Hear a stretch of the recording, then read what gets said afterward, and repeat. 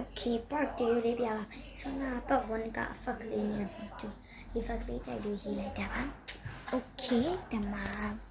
ဒါလေးခင်းမသူများရောက်ဝစားလက်လက်ပပလေးခင်းကြကျမလည်းဒါမရှိဒါလေးခင်းရပါအဆူတူတူကြည့်ပါမယ်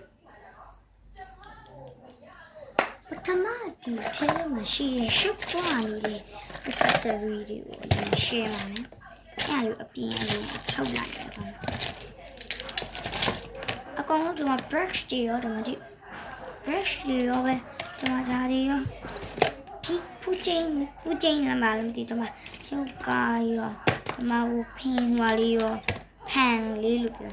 ဒီမှာဒီမှာထဲမှာဒီလောက်ဒီရှိတယ်ဒါလေး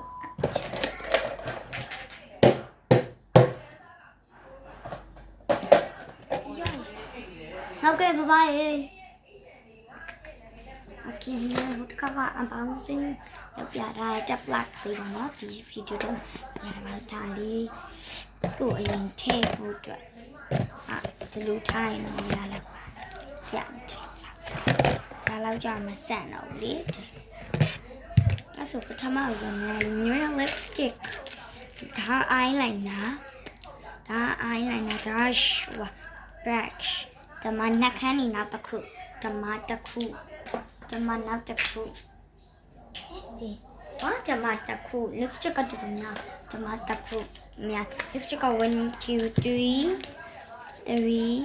4 5 lipstick 5ဒါက brush ဒါ eyeliner အများကြီးပဲအဲ့ဆိုအရင်ထားအဲ့ဆို top glass ကိုအရင်ထားလိုက်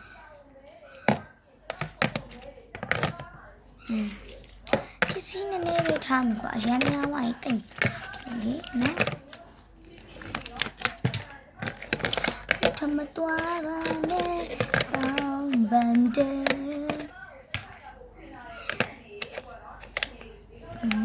တော်အေးeyeliner ထားဖို့မိ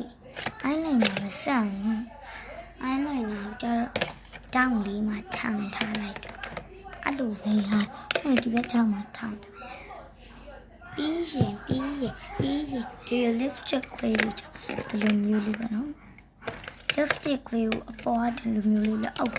ဆိုဒီဘက်ကလေးကိုဒီလိုမျိုးထောင်လေးမှထားလိုက်party လေးလာပါဦးမယ်အများကြီးပဲရှင် fight up here party လာပါဦးမယ်3 2 3 party